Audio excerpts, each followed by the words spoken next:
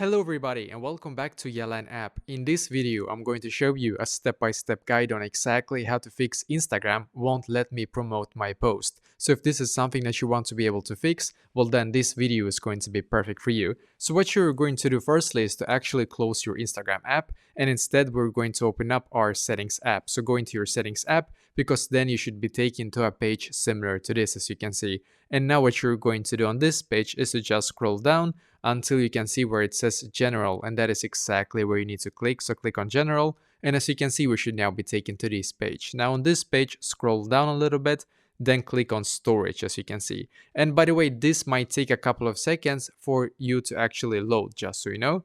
But when it's done, we're just going to scroll down in here, and we're just going to find the Instagram app. So just a second, I'm going to see if I can find it. Oh, here it is.